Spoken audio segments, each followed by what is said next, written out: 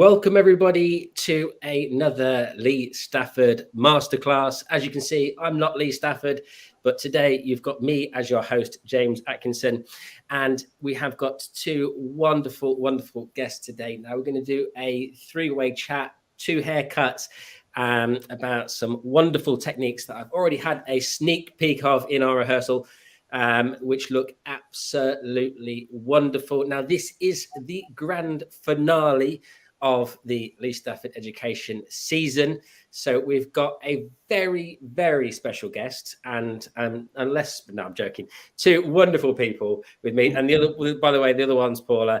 No, I'm joking. And listen, I can't wait to share with you what they've got to bring to the table. These looks look absolutely amazing. What wonderful twists on a very simple technique indeed. When you can really spice it up like this, you definitely have mastered that souffle. So I'm going to hand you over to Paula. She's going to introduce herself, and then we'll hear a little bit from Liam in just a second. Paula, welcome to Lee Stafford Education Masterclass. I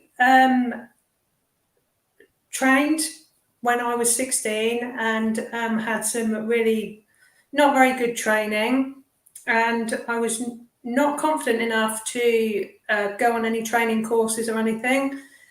After having children and everything, I thought I'm not going to do hairdressing anymore. So I went to college to do beauty, and I got to know all the tutors and everything, and I thought, well, why not do it all again? So I did it all again and went on to win a Student of the Year for 2 years in a row. And I won, I can't remember what I won. Everything. Yeah. You won it all. I won 3 awards from Lee Stafford, and then was given the chance to go and do all 22 Big Tens, which I achieved in January this year, and got my garden scissors. It's right here. Massive achievement. Unbelievable. And that's what brings me here today. Excellent. Well, thank you very much, Paula, for agreeing to do this, because I know, and anybody else that's done a live like this, is a very nerve-wracking thing. So everyone's going to be very kind to you in the comment section. We're going to hear lots of love. I'll read out the comments as we go. Any questions you've got for Paula about her journey, as you've heard there. I was talking to Paula just before in the rehearsal. She's got her own little studio now that she works from, and she's building her own business. So anything you want to know about Paula's journey, please drop it in the comment section. I'll make sure she can help you with those questions. Paula, you're going to do a adaptation on what haircut today? The uniform layer. Wonderful. I can't wait to see it. Well, I've seen a bit of it, but I can't wait to see how you go about it. Right, we're going to hand it over to Liam, who some of you may have seen before, face that we recognize. Hello, everybody. My name is Liam Fry, and I'm the owner and director of Tonywood Hairdressing here in LSE. And before I go any further, I just want to say, Paula, the stuff that you've achieved over recent years is absolutely fantastic. To see that you got those golden scissors, the fact that you've completed all the Big Tens is a massive achievement. I encourage anybody who else is interested in doing it to get involved and make sure they are ticking off all those boxes to get all those recipes done, because it's such a massive achievement. To have all those skills and all those recipes under your belt is absolutely fantastic. So massive well done, Paula. Guys, as I mentioned, my name is Liam Fry, and I'm so proud to be here with you guys, because I'm here today to show a really beautiful haircut to you. But however, for me, this haircut, it has been a bit of a crux for me, really. I've struggled many years, and this again is the uniform layer. Uniform layer, short haircuts in general. If you pop into the chat there and you just get a thumbs up, short hair for me, I used to find incredibly difficult. I've been doing hairdressing now for 22 years, and it's been a long time where a lot of that time, over half of my career, I struggled with short hairstyles for the simple fact I never had a clear way of getting my way from A to B. I found myself doing a part of the haircut, rewinding back, addressing parts of the haircuts, feeling like I've almost finished the haircut, and then going back to the beginning again and spending a huge amount of time trying to get the results that I was after. However, when I got involved with Lee Stafford Education, I was very fortunate to be all the information at my fingertips, essentially. With the uniform layer, it cleared everything up for me, and it gave me so much more direction, so much more precision, and so much more purpose in what I was doing. So I really can't stress enough how good the uniform layer recipe is in LSE Stafford education. And what I've got here for you today is going to be a little bit of a twist up. I'm super excited to share it with you. We have got a uniform layer going on already. I've already cut a little bit of it already. We've only got so much time to share with you guys today. However, I've got a uniform layer going through the side here and round to the back. However, we've got this lovely disconnection. Even though when I come a little bit closer, you can't see that disconnection. It's in a very precise place. However, when I bring this hair out, you can see how strong that disconnection is. It's a really strong disconnection going through there. And there's a real key to getting those strong disconnections going from such a short point to such a long point as well. So I can share that with you in a moment. But I'm going to be doing the uniform layer, mixing it up with a little bit of I suppose a bit of a Chelsea cut inspired fringe where everything else is short and you've got a little bit of length at the front there. So yeah, I'm looking forward to sharing it with you guys, and I'm really, really glad you guys are here to watch this today. So thank you. Beautiful. So what we're going to do, guys, just in terms of switching between everybody, as you can see, there's 3 of us today. There is options in terms of how we display everybody. But what I thought would be best is that I'm going to jump between each of the 2 stylists who we've got with us, Paula and Liam, as they work through their haircuts. And any questions that you have, I will make sure that I feed them over. So we're going to start off. We'll start with you, Liam. Actually, if you'd like to carry on, Paula, and do some a little bit of the work that you've got to show us today, and then we'll jump to you in just a second. So, Liam, tell us a little bit about where you're at, mate. So we've already done, well, I'll say half, probably about a third of this haircut already. As you can see, we've been doing a uniform layer all the way around. With the uniform layer, it's really as simple. I find that as long as you've got the discipline of making sure your finger position, body position, and finger angle are all in the correct place, you can't really go wrong with this haircut. But that's the absolutely key. As soon as you start to drift with your finger position, as soon as you start to change your finger angle slightly, that's when the uniform layer starts to change a lot more. However, we're going to keep those disciplines in place. We're going to be elevating the head directly out from the head, making sure that we are following the shape of the head with this haircut. We're essentially expanding the shape of the head ever so slightly where it's so short on the sides here. And we've already done that so far. So as you can see, ignoring that piece underneath, if we were to just look at these shorter pieces, all these hairs all the way around the head are exactly the same length, even when we move to the back there. So what we're going to be doing to begin with, we're going to continue around the other side that I haven't cut yet.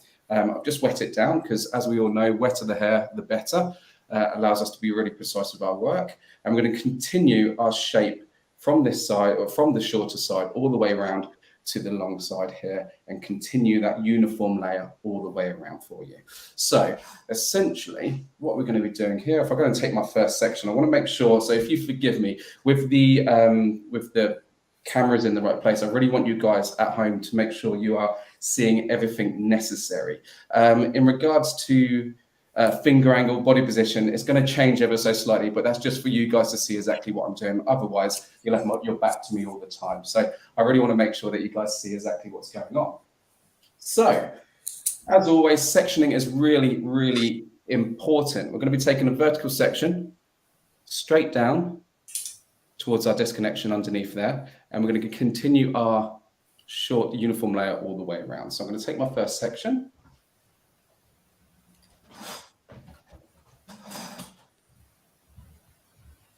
Straight down. It's a small section because the hair's so short. Last thing we want to do is start to take too chunky of a section, because what you'll end up doing is you'll start seeing lines within the hair. So you really want to make sure that your sections are really, really small. As soon as you start taking thicker sections, because we want to get through the haircut quickly, you're finally going to spend forever going back and correcting everything. So just take your time to begin with. The key to this haircut is a marathon, not a sprint. So we want to take our time getting through to the end as well.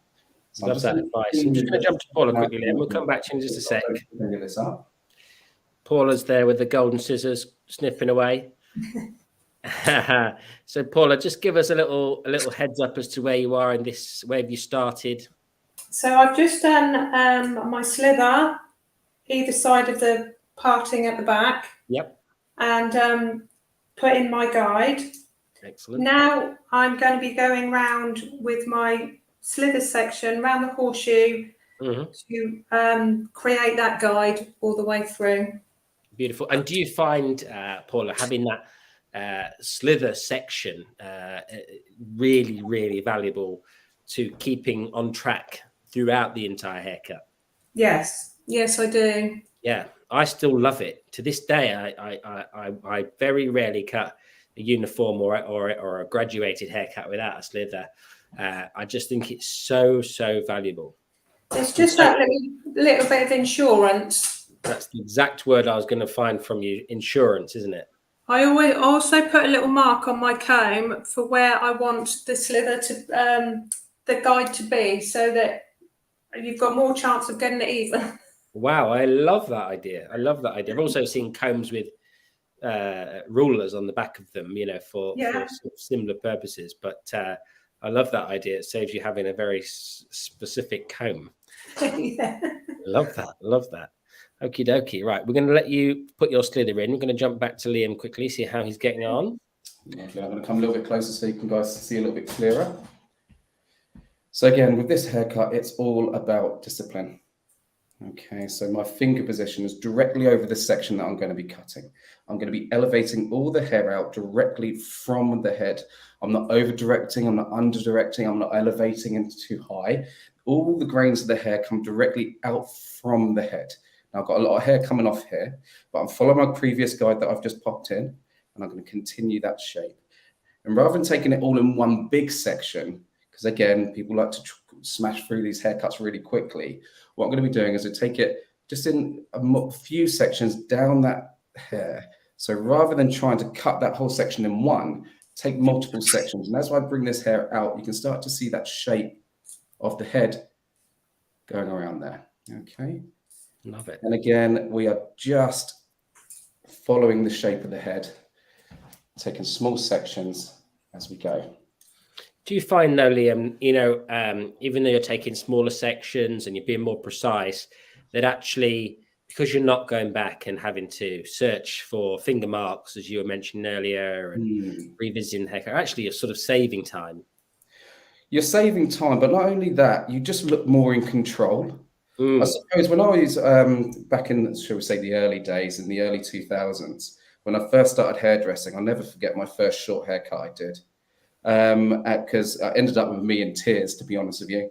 Oh, here we go. I'm going to start getting emotional on you guys. Essentially, what happened was I was thrown into a situation of which I wasn't that comfortable with. Because back in the day, they just basically said, get on with it. I don't know if you remember that one. Yeah. And I was into a situation cutting a lady's hair, of which I kind of didn't really know what I was doing. I was kind of making it up as I went along. And essentially, I just took the sections too big. I was going back over sections. I just looked out of control. And because I didn't really have any clear method in what I was doing, I think the client could feel that too. So even though I see a lot of my younger apprentices now in the salon when they're doing this haircut, because they're following it step by step and they're really in control of what they're doing, they look as if it's me on the floor that's been doing it for 20 odd years, which is fantastic. There's so much strength behind that. And it's if I had the recipe there on that day, I think I might not have got a perfect 10 out of it, but I certainly would have looked a lot more in control. And I suppose it's that saying, fake it till you make it, I suppose. In some We're still doing that, aren't we? But no, these are smaller sections. It just really allows you to stay in control of what you're doing. I'm just really going through. I mean, let's have a little closer look. How thick are these sections, though, right? So you can kind of see. Let's bring this around. You can see the shorter point here. It's an absolute slither because the hair is so short. As soon as you over direct anything, you really start to see it within your haircut. So the smaller the section, yes, it might take you longer, but the result is so much crisper and so much cleaner. Yeah, I like it. I quite often, we'll do these sort of haircuts, and then I'll go back and scissor over, comb them. Yeah. To ensure there's no finger marks. But I was recently watching a fantastic video where they were using, they were actually using texturizing shears, and it's the first time I've ever seen what I felt like was a valid use for that type of scissor, where they were blending this length of hair that you've got here, Liam, and refining it. Because refining that length of hair is actually quite difficult, isn't it? It's very time consuming and arduous. And I thought that was quite fascinating to watch. So when you've gone back through, are you cross checking in any way? Or is there any? Absolutely, you've got to keep on making sure that you are able to see what you've done. The beauty of this haircut, really, you can't go too far wrong, for the simple fact you're not that far away from the head, so you can't go too far out of the way unless all of a sudden you're really over directing from the front back. So you can kind of get a gist. So if there's anything you need to go over, it's only going to be the smallest of amounts, which is really, really cool. However, if you're doing a longer version, you'd really want to be making sure that you are cross-checking everything just to make sure you're on the right path, getting that lovely head shape there. Beautiful. Right, we'll jump back to Paula a minute. Let's see how she's getting on. Hello, Paula. I'm all right, but I just dropped my comb, so I'll just get another one. That's all right. No worries. You can just wash that one.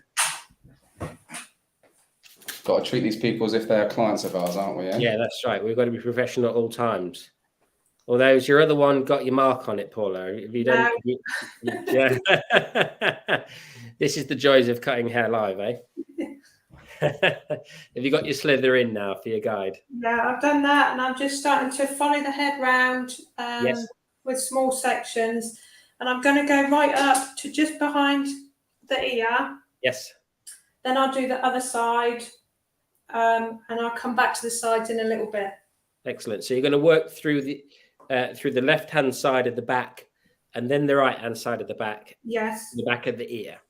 Yes. And you're creating a uniform shape here all the way through the haircut, and the length that you're cutting is a fair bit longer than what Liam's got going on with his uniform shape. And what determines the length for you, do you think? What makes you choose a certain length? For me, I thought it would look better with my finished look. Yes, so texturally and the movement in the hair. Yeah, I think if I'd left it longer, it wouldn't have had the impact. Yes, yeah. Without giving away this amazing end result that you've created. Yeah, I can see exactly that. So you're determining the length based on your vision of the end result, correct? Yes. Yeah. And do you cut hair like that all the time, Paula? Do you have that end result in mind throughout? Do you start with that end result, or do you kind of start with an idea and you organically, move towards something else? Or how does that transpire when you cut hair? Quite often I'll have an idea. Yes. And I'll make changes on the way. Yes. Excellent. In a creative fashion, dependent on because sometimes obviously I do exactly what you do, Paul. I have a vision in my mind, but also sometimes when I cut the hair, it's not short enough, it's not springing up in the same way, or it's not moving in the way that I would want to, so I'd adjust the length accordingly. So is that the changes that you would make as you move through? Yes, and with this particular haircut, I did it 4 or 5 times before I was happy with the way I did it. Yes, excellent. Yeah, excellent, beautiful. I can't wait to show everybody that finish result, because with the color that you've done on it as well, it looks amazing. Right, Liam, tell us where you're at, my friend. So we'll come around to the sides now. We're almost on the final stretch here on the short section, and again, going back to what I said originally, being disciplined. It's so key to not get a bit carried away and go, I'm almost at the end now, let's get through this really quickly.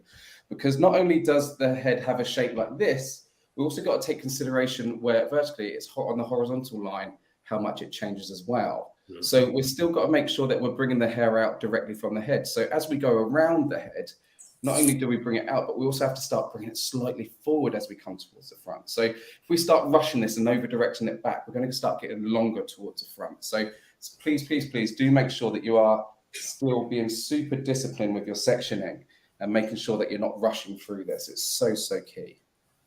Do you have any hot tips, Liam, for anybody that's watching that's maybe not so experienced as yourself, as to how you can stay disciplined through these sections? Well, this is the sort of thing that I would say is there's a saying that people say is practice makes perfect. I don't personally believe that. Practice makes improvement. Okay, and this is a real key. We can't say practice makes perfect because I wouldn't even consider that I'm perfect by any stretch of the imagination. I know it's hard to believe, right? Okay. However, we have to make sure that when we're doing these sort of haircuts, we need to make sure that we are going over and really criticizing what we're doing and really have a closer look at what we're trying to achieve. And you've got to keep yourself accountable in what you're doing. And if I notice that we're starting to get longer towards the front, that's not because the haircut's wrong, it's because I've gone wrong. I've done something slightly different. So I think it's really, really key that, my top tip for anybody is repetition. You might not see instant results. You can't expect to see instant results, but you're going to be seeing improvement and making that, making those scissors that you've got that little bit sharp and getting such a great result at the end of it as well. So yeah, repetition, keep it going. Don't give in because it will be there in the end. I promise you. Superb. And Liam, you've been cutting hair, as you say, 22 years this year, and spent half of those years finding short haircuts difficult. And you were saying that you obviously you got access to the LSE methodology, etc. And as Paula was mentioning earlier about using a slither and things like that, those things, do you still teach those things to your apprentices, and how valuable do you think people find those small changes in the way that you might approach a certain haircut, in terms of speeding up to get to that point of which you've just said, where you can achieve high quality results each and every time, looking like you're in control? Like you said, the guys that you've been training that are on your shop floor look like they're fully in control. Yeah. Would you say it's those smaller changes that make all the big difference? It's a huge amount of difference. And this is what I mean by having to go back over certain parts of the haircut. It wasn't the fact that I knew where it had gone wrong. It's the fact that I had to go back through and figure out where I went wrong.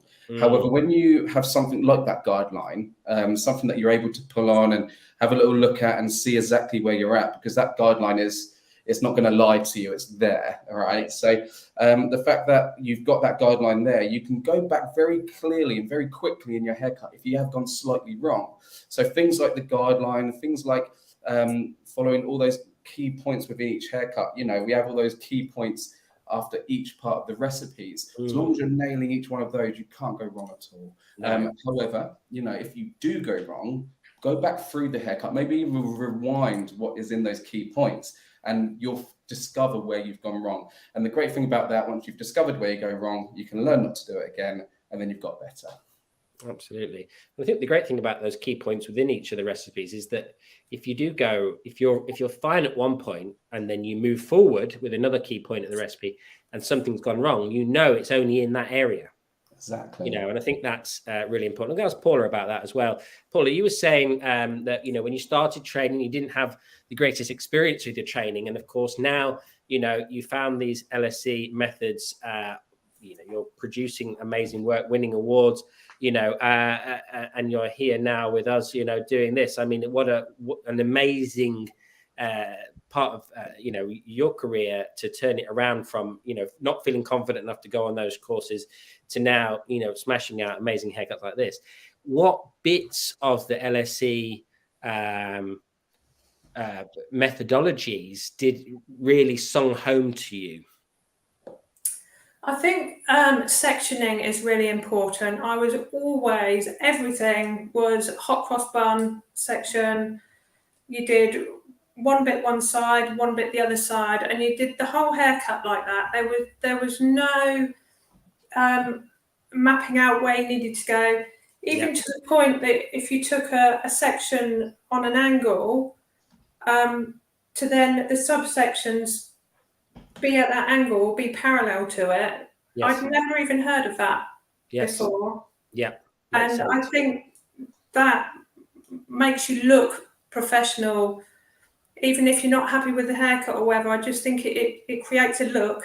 Yes, it delivers a certain standard, doesn't it? Yeah, because I think that's the thing, isn't it? With the LSE education we're trying to create a certain standard, a certain level of hairdressing competency throughout, all of the colleges. And anybody that comes into, into the LSE 4. And so for me, I think it's one of those things that it makes so much sense. But a lot of people aren't talking about it, and it's not logically doesn't make sense that all these people are not mentioning the fact that, if you're wanting the same result both sides, you need to do the same thing both sides. Your repetition of these methodologies, is very, very important. And obviously, like you've just mentioned there, it's difficult if you don't have a clear roadmap to work from, which is something we talk about all the time. And those pre-sections create that clear roadmap, don't they? Yes, yeah, definitely. Yeah, excellent. And so you're cross-checking there, Paula, aren't you? And that's something that me and Liam were just talking about. And obviously, as yours is a little bit longer, you're doing a nice cross-checking. And so what's your ideology behind cross-checking, Paula? Are you thinking how many sections are you going before you cross-check and etc.? I do about 3 sections. I think if you do any more than that, then you've got to go back to where you started if it's not quite right. Yes. Yes. Again, that was never something I did. Yes. I did it, but I do the whole of the back and then go through cross-check. And then just cut off a corner if I needed to. I never went back. Yes. Yeah. No, that's amazing. Newbury are lucky to have you, Paula. I hope your business grows from strength to strength with your cutting discipline and hairdressing discipline. Wonderful. So Liam's just dried off a little bit of his hair. So we're going to jump back in with Liam and see where we're at. Okay, let me take this head off the tripod here. As you can see, we've got this lovely short crop going all the way around. All same length, all uniform layer. Nothing's changed there. The only thing that's changed from the original recipe that you would see from the Stafford education is the length through this section. Okay, yes. We've got this really beautiful disconnection going through the back here, if I say so myself. But they melt together so beautifully. I spent so many years not really knowing exactly where to put a disconnection if you want it to sit flush with the shape of the head. Mm-hmm. And I'd rack my brains to think, how can I achieve that? I spent a lot of time thinning the hair, using thinning shears, as James has just been mentioning, but I still wasn't getting the same results. But something that I learned over recent years is that you've got to really take into consideration the shape of the head. The shape of the head, if I pull this in, as we can see, the head shape changes dramatically right near the occipital bone at the back, okay? And where the occipital bone at the back, the rest of the hair underneath that occipital bone sits in slightly further than the rest of the hair. So what I've learned essentially is that we take this disconnection just below the occipital bone, allowing this hair to sit more flush with the head. Because if we took it higher, the hair underneath would be pushing everything else out. So we'd have these little short hairs being stuck out at the back here.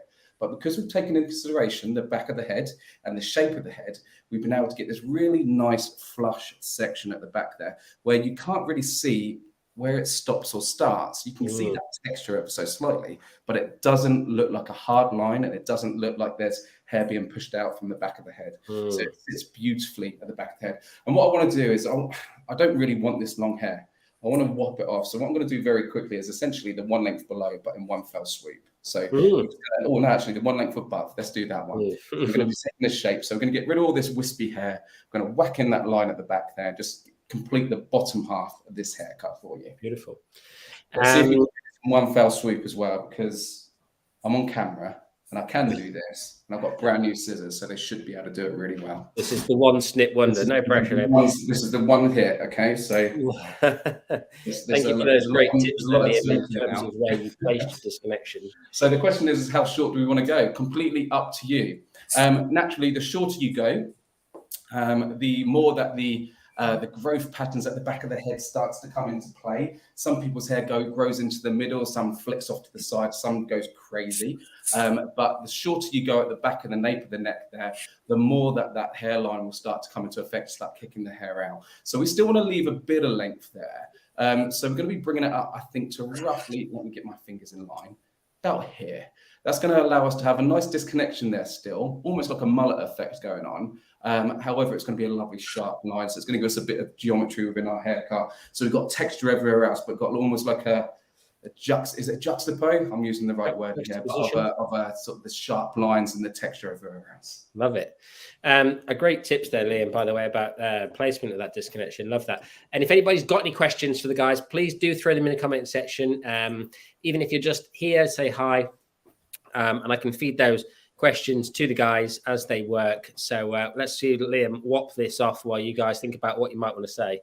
So I'm not going to cut it from the front because I can't see what I'm doing here at the moment. So I'm going to have to turn my back to you guys. So Yeah, I'm going to get down here on my knees. Here we go. You ready? Making sure the head position is in the correct place. So we're not leaning off to the side or anything. It's in its natural form.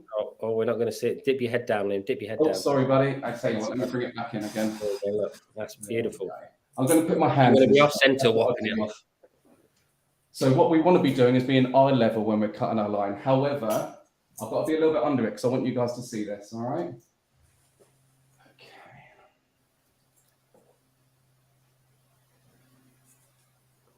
This is the joys of brand new scissors, guys. Keep those scissors sharp. And then we're doing the inside out cutting method.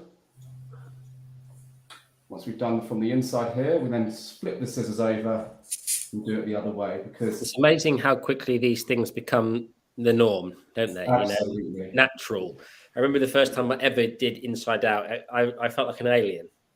For sure. But now I do it and I don't even think about it. It's just, it's seamless to me. And when other people are watching me cut hair, sometimes they comment on it, that you've gone inside out like that, or upside down, or whatever they call it, because they haven't got a name for it. But I think when you think about it logically, that if the way that scissors open and close, they push hair in the direction of which you're cutting. So, if you then don't flip your scissors around and cut in the opposite direction in the same fashion, a lot of people struggle, and you're going to probably know exactly what I'm saying here, is that this right-hand side, if they're right-handed, ends up being shorter than that left-hand side because the scissors pushed the hair across. And I'm sure that you've trained many apprentices, Liam, and stuff like that. And prior to doing the inside-out method, did you ever struggle with that idea that one side ended up being shorter just because of the natural mechanics of a scissor? Yeah, for sure. I mean, for me personally, I would always question, why are my bobs not consistent, or why are my lines not consistent? I'd think to myself, I'm doing the same thing, I'm cutting straight across, but for some reason it's rounded off on one side and dropping off on the other. And as James mentioned, you end up cutting a little bit too much off on one side, pushing the hair across. And as you come to the other side, the hair gets pushed away. So it inevitably gets longer. So for me personally, as soon as it went from that to that, it's like a light bulb just went off. It's incredible, really. And, not only just for me, but for the apprentices too, it's so scary when you're putting in that sharp line. For the very first time, they've got to do a bob or one length below. And you know what it's like, James? I remember when I did my first haircut, I think I took off 1 millimeter just because I was too scared to do anything other than what was on show there. I didn't want to make any changes. I just wanted to get scissors in my hands. Yes. But doing the inside out method just gives you so much more freedom and so much more control in what you're doing. And it just gives you more balance. It's just overall a better result of a haircut. Yeah. So there we are. I love that. That looks beautiful. Look at that. Thank you, mate. So you can see how sharp that is going through there. Let me just bring the light around so you can see a bit more. So you can see, again, we've still got this disconnection, but it just falls. It just got this lovely bit of movement at the back there, shapes there. But even though that there is that length, it's like it's invisible line. It's incredible. Love it. Beautiful. Nice, man. Right, let's check in with Paula. Let's see how are we getting on, Paula?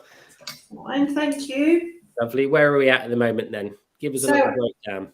At the back, I brought everything up to become straight out from the head on the same level as that bottom of that uniform layer. Yep. All the way through the back. You use the bottom of the uniform layer as your guide for your disconnection, or your kind of longer length through the perimeter. Yeah, so I followed the head shape round as well. Love it. And then the sides, I've just brought everything up to that slither. Yes, excellent. And just cut it And that protected all the length through the side there. Yeah. Great. I love that shape. That is such a nice free-flowing shape. So you're going to copy that on the other side, are you? I am, yes. Excellent. We'll watch you do that then. We'll see how you get on with that bit. So you can show the guys at home. Can you see it there? Yep, perfect.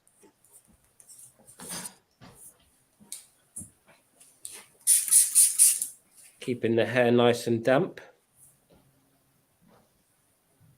So you've cut your slither section in, have you, Paula, already? Yeah. Yeah, that's already in, and then there's my guide. I don't know if you can see it there. See that? Yeah. And I'm just going to follow that.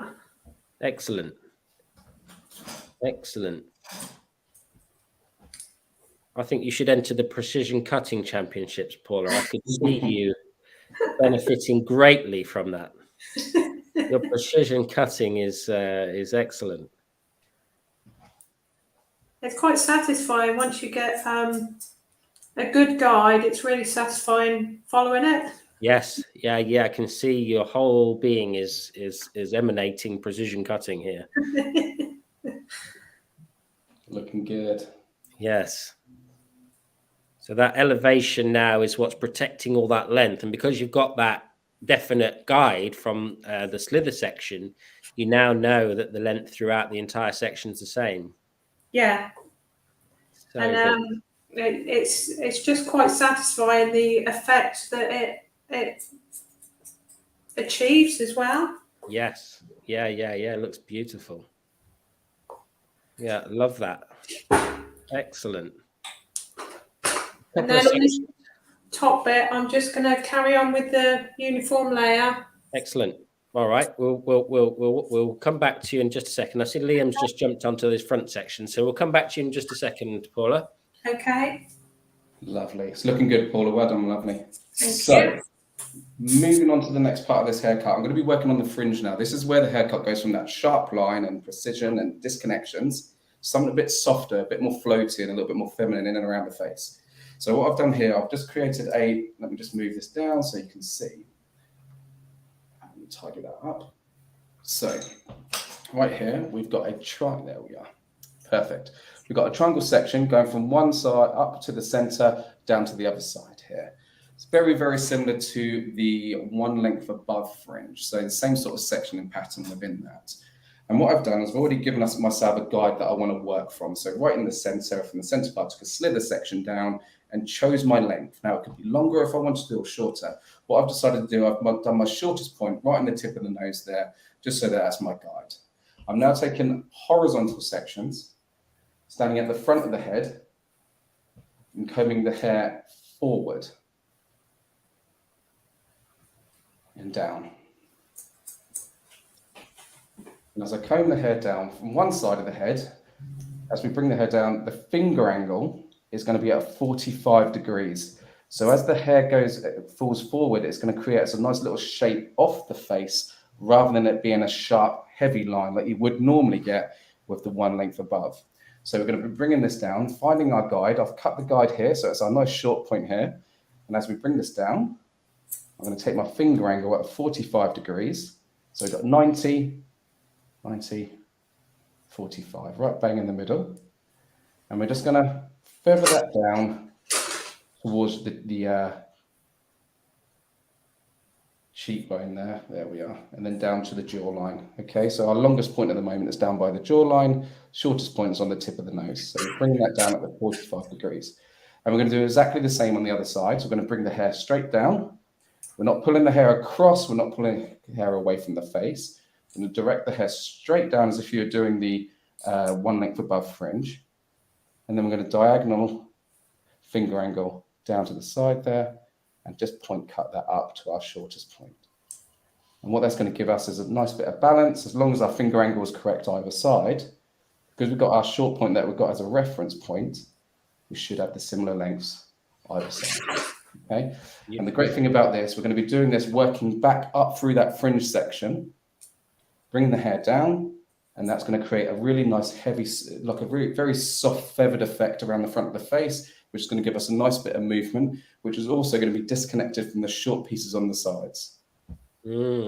Saucy, like it. Nice one. Right, let's check Paula's crown area out. Tell us where you're at, Paula. I've just done my slither, just down the middle, and now I'm connecting the dots, really. So you're connecting, you've done your profile section down the center, and now you're connecting in to the slither section that you created through the sides. Is that correct? Yeah. Yes. Beautiful. And so this is going to give you quite a short feel through this crown area. That's correct? Yes. Are you looking for like a certain texture in the hair with this length, or is it how are you planning out this? I think it gives a certain texture. It can give volume without it being really short everywhere. Yes. For some people, that's quite scary, I think. Yeah, definitely. Absolutely. Because this, for everybody that will see this at the end, I think it's a very commercial look, although it's quite a technical haircut, and it's got quite a lot of different lengths in it. I think there's a lot of people that'd be very happy to wear this because, like you just said, it gives volume, texture, but it's not short all over, which quite is fairly synonymous with a uniform haircut like the pixie or other. And I think having an adaptation, having a twist on these recipes is really, really important to see for people going forward into commercial settings, wherever that may be, shop floors or home studios or whatever they or salon studios, wherever they may be working. And so for you, Paula, now you've got a great grasp of those techniques. Do you find yourself mashing the techniques up a lot, or do you still use some of the fundamental techniques more often than not?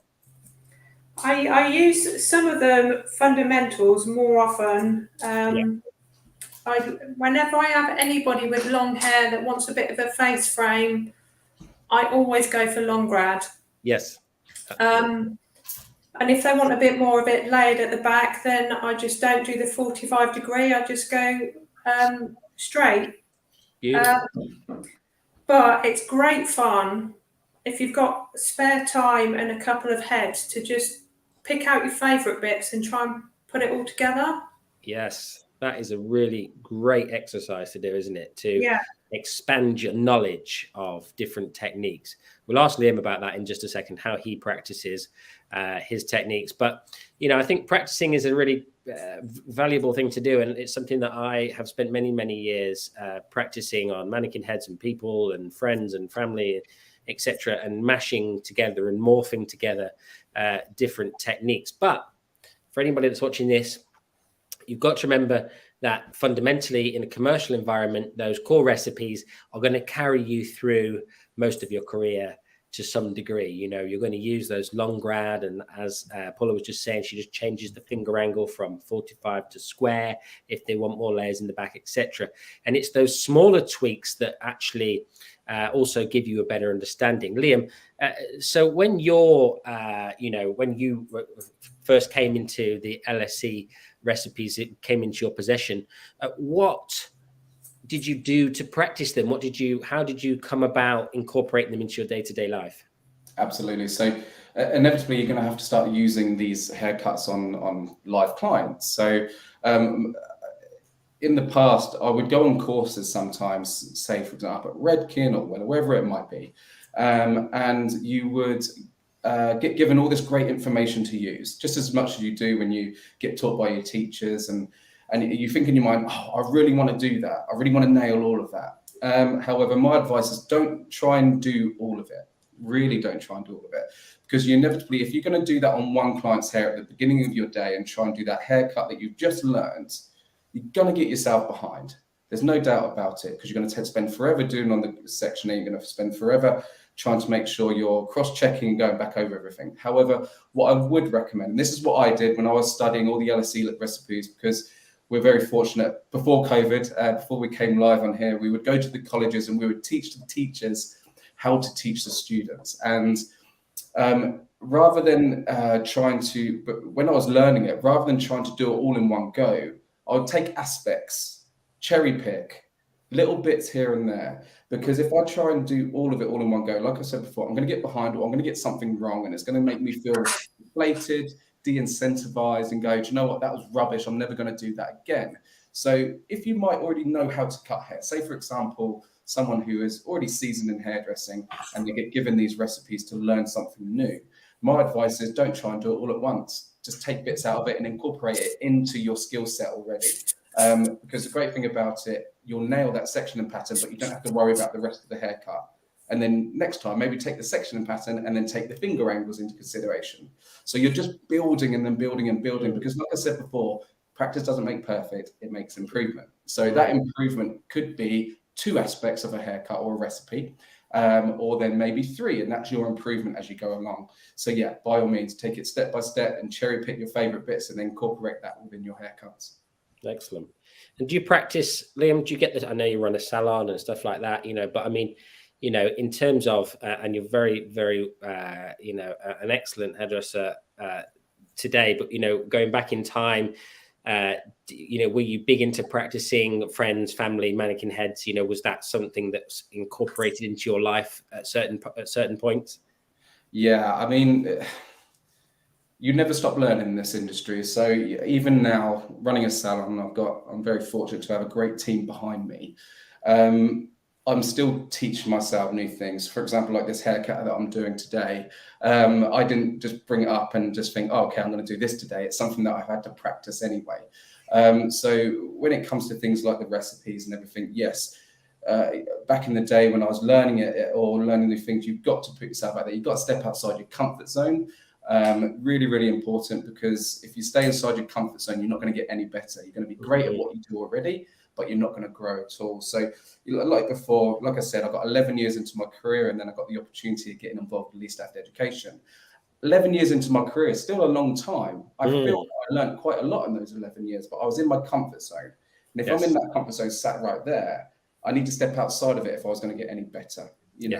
Speaking in public, that was something that I found very, very difficult as well. But I knew that if I want to teach, if I want to be live with you guys, I need to make sure that I'm comfortable doing that. So again, I need to step outside your comfort zone. So always try, and if you find yourself getting bored or feel like you're not progressing at all, maybe you got to ask yourself, I'm a little bit in my comfort zone at the moment. What else can I be doing? How can I make myself feel a bit uncomfortable to make that comfort zone that little bit bigger?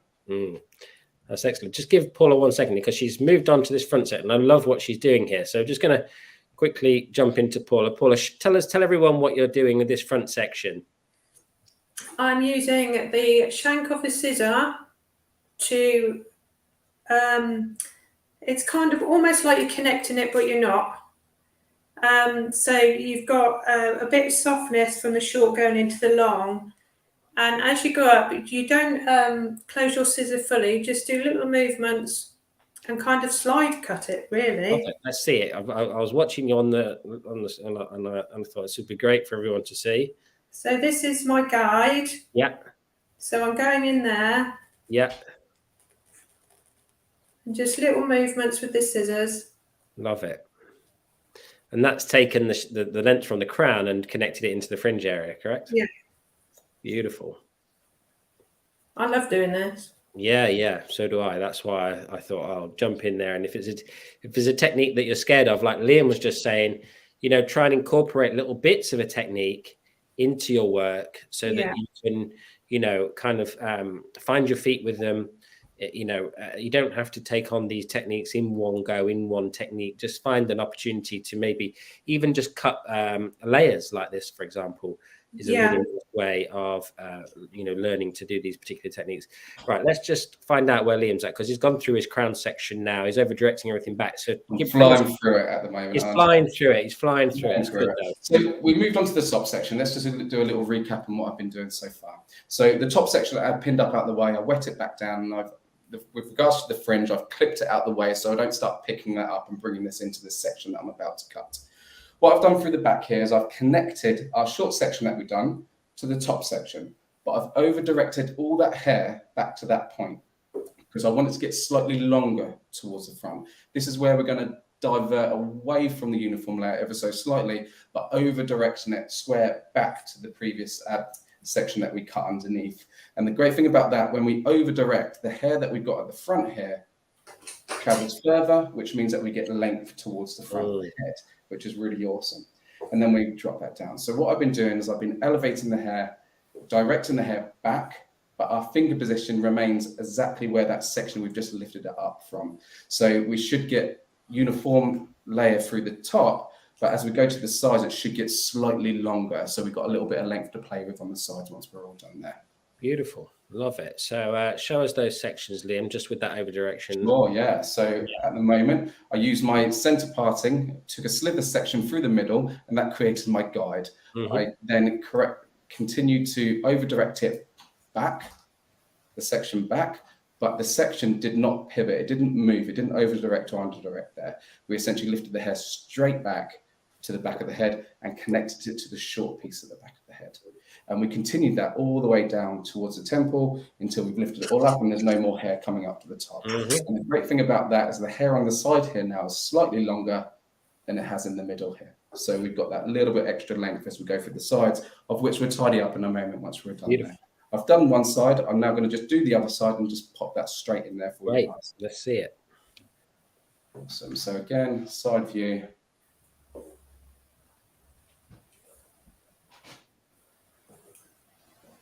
Great thing about this, the further you get through this section, the clearer the guide becomes as well, because there's more hair going up. So as we go, we can kind of see, let me see if I can see this on camera. I'm not sure we can see that. Let me see your guide there. We can see it. Yeah. So I want to see here. So my finger position is directly over the section I'm elevating, but I'm over directing that down to my shortest point, which is my guide, which is this piece here at the bottom, which is already cut. So I've got my guide here. Can we see that bit underneath? Yep. That's my guide that I've already cut in previous sections. And I'm just going to mirror that going straight up. And as we can see now, when I elevate this, you can see how much more length we get at the front compared to what we have at the back. Like it. Love that. Nice one, Liam. Thank you for showing us that in a bit more detail. Paula, you've finished that side now, that front section, haven't you? I have, apart from I'll go through it and do some slide cutting just to make it a bit more textured. Love it. Love it. So when you're doing your slide cutting, Paula, what are you thinking? Is it just a visual experience? Is this refining? Is this how do you measure and decide? It's refining and just making it look the best it can. Yeah, excellent. And it, obviously refining is person to person, isn't it? And would you say this is what defines, makes your haircuts unique to another person, for example, and separates your skills and your style, if you will, from your fellow hairdresser?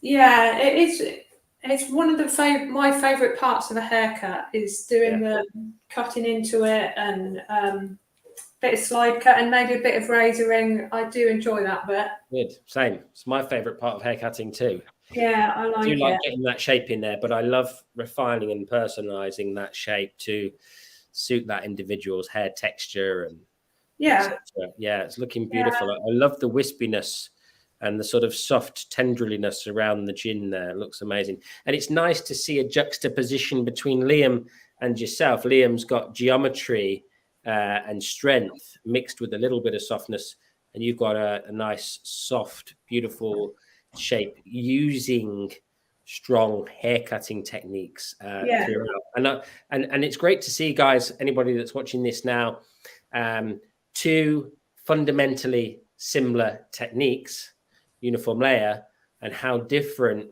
the looks could end up being just having that one technique in the bag. So, when you're focusing on learning these techniques as an apprentice or as a trainee in hairdressing, these techniques might seem like, not the uniform layer again. But, when you fundamentally understand these techniques and where to use them, then the world becomes your oyster in terms of how to use them creatively and in a mashup kind of way, as you're seeing here. Liam's just jumping onto the old fringe there, doing a bit of refining. So let's see where he's at. And Liam, what do you think about when you're getting to this phase of a hair? So going on to this part of the haircut, I tend to find it's more suitability. Okay, Yes. so it can be anything from thickness of the hair, texture of the hair, all those sort of aspects need to come into play and needs to be right for the client, especially when you're doing a shorter hairstyle. And what I'm doing at the moment, I've got the fringe in there. We can see through the sides here, we've got our shorter sections, which all sort of fall forward. It becomes a part of the fringe. So we've got a disconnection on the underneath, quite heavy and textured through the top here. And this fringe that sort of frames the face beautifully and just off the jawline there as well. What I'm going to be doing at the moment is because we've taken a lot of hair off, we've inevitably got quite hard lines within the haircut, and I don't really want that heaviness in and around the face. So I'm going to very quickly just texturize and just soften that in and around the face, just so that we get a little bit more of a softer, more of especially feminine, more of effect to the haircut myself. Yeah, a more lived-in vibe. Absolutely, more lived-in. You got it. Yeah, I love it. So, are you a fan of the old slice cutting techniques, or you're a point cutting guy? What's your? It looks so cool. Just like you can run the blades down through the hair, and you're just gliding hair off the head. Just really is a really nice way of just creating texture and depth within the haircut, which I think is really nice. But yeah, texturizing always.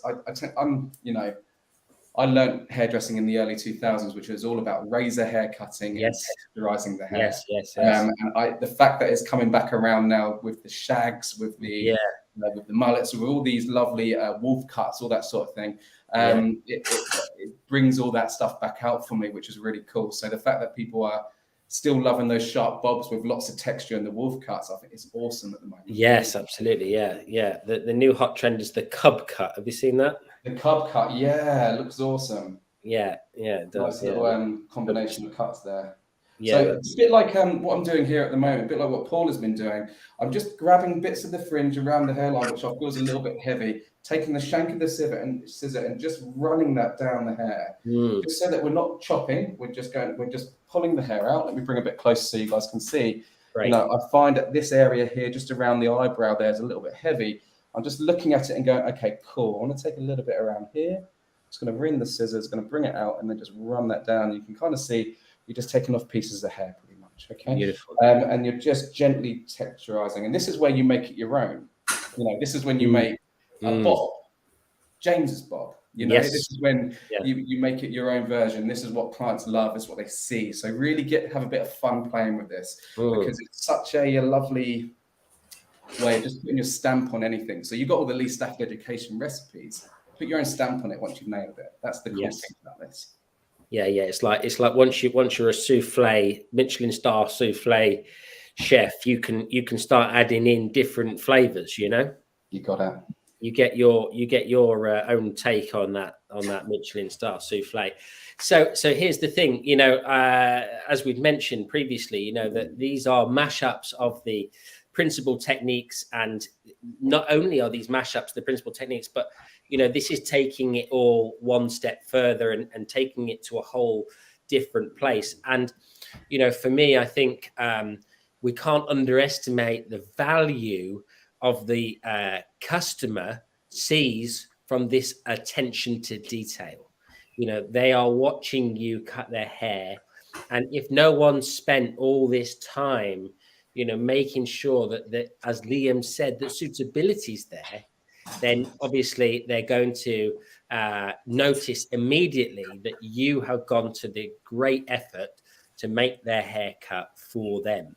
And they'll come back time and time again based just on that one thing alone, I feel. Yeah, sure. So it's one of those things, James. I spent a lot of my career. I've got a client that's been coming to me for the full 22 years, right? So for the people that are watching this, they might feel, oh, I see this great haircut. How am I going to ever recreate that? I've been doing hairdressing for 22 years, and I've got a client that's been following me all the way through. Now, I'd like to think I do a better haircut now than I did 22 years ago. That's what I'd like to think. However, the question would be why did that client stay with me?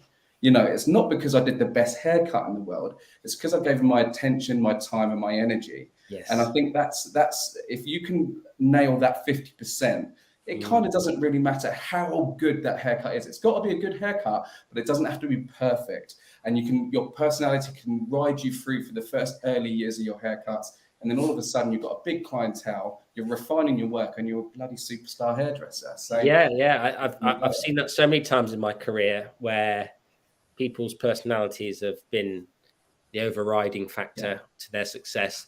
But if you can combine the two, if you can combine, you know, great principle, technique, and personality, and energy, and everything in one package, you will be a superstar hairdresser, as Liam said, and you'll be very successful in your field. Right, we're going to jump back to Paula.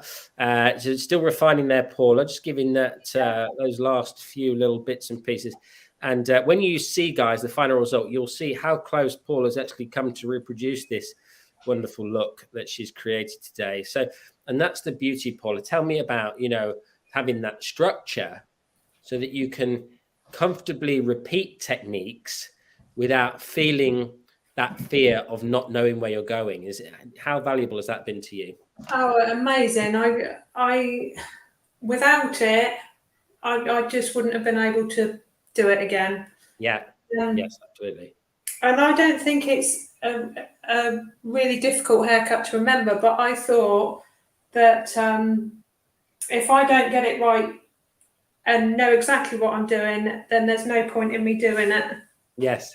Yeah. I mean, if you show everybody your after side by side with what you've created there, obviously the color makes it stand out, but principally everything is the same, isn't it? You know, you've got that asymmetric fringe, you've got that beautiful length around the sides, that soft length into the back, the texture on the crown, you know, everything comes together beautifully. And I love the color there. I really love that splash of color on the crown there. Really a great addition to it. So just give us the breakdown, Paula, then of that technique for us. So I just did the uniform layer all around the crown, up down to about the occipital bone. Then I pulled everything up to the bottom of the uniform layer on the occipital bone. At the sides, I brought everything up to my original slither. And then the front, I just did the squeeze cut. Perfect. To just marry it into the rest of the haircut. It's beautiful. It's beautiful. Paula, I've got to say, you've absolutely smashed it. And massive, massive well done to you. Your story is truly inspirational. And a big thank you from myself and everybody at LSE for coming to do this for us today.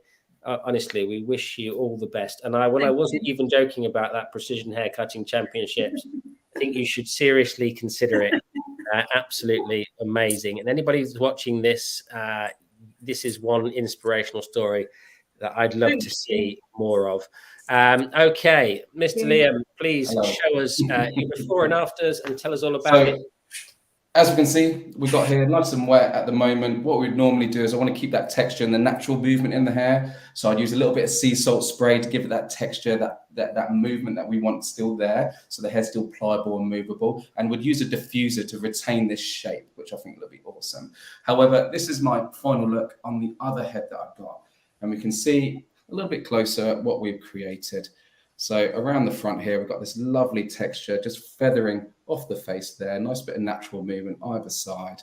And then we can see this short graduation, this uniform layer underneath gives it quite a strong dramatic look with the sharp geometry through the underneath there as well.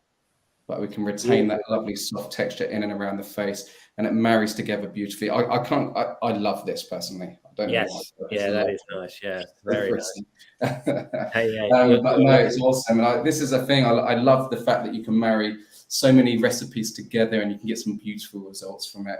And from someone that's running a salon, Liam, this is a quick question I've got for you here. If someone that's running a salon like yourself and having these techniques in the bag, do you find that it gives you the clarity of thought to make sure that whatever's going on in the day is happening too? For me as a salon owner, it's great to be able to look over the salon and look at where everyone is within their haircuts. For me personally, I can see from the get-go if somebody's struggling because I see them fumbling with something. And the great thing about that, I don't, as a salon owner, if there's any salon owners that do watch these videos, I think what would be really awesome is just to take in consideration the power behind it, because I could go over to that person who might be struggling, and I can be a little bit not so obvious and go and almost just redirect them ever so slightly. You know, it could be something as simple as from this to this. You know, it's the beauty of it is that you can really oversee everything and see that there's some beautiful hairs coming from it. But if things are not going quite right, you can tweak that and make it look perfect. That's beautiful. So that's the awesome thing about it. So, well, Liam, as always, my friend, thank you so much. Sorry to interrupt, James. Quickly, we'll do competition. Well done. We're going to do a quick competition. There is some goodies up with LSE Stafford products up for grabs. So how many college partners are there in the LSE Stafford Academy College setup? How many are there? Just throw the comments in the comment section now, and whoever is the closest or bang on the money, then we'll make sure that we send you out some goodie bag for you guys. So how many college partners are there? Just take a guess, just so that Lee can give away some products. It's under 10. Lee will be watching this like James. But no, guys, honestly, it's been a wonderful experience to watch you both use what is fundamentally a very simple technique and produce 2 awesome looks.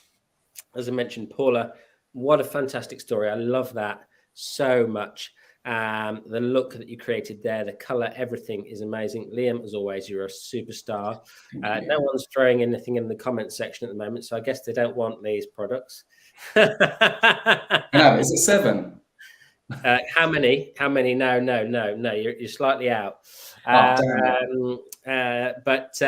listen, we're going to probably sign off in a second. If no one puts something in the comment section in the next 5 seconds, then I'm going to sign out. And Lee, you can keep your products, my friend. You've saved yourself 10 bob. And as I mentioned, this is the grand finale for this season. We will be back 6. Kim C, 6 Lee. Kim, please contact whoever you need to, from either me on Instagram, The Life of Hair, or send anybody you can contact a message, and we will get those products out to you, dependent on your hair type, etc. So well done, Kim. Perfect stuff. This is the finale of the season. We'll be back with another season very, very soon. So please have a wonderful summer, and we will see you all again for another LSE Masterclass series very, very soon. Have a great one, guys. Thanks a lot. Bye. Thank you. Bye now.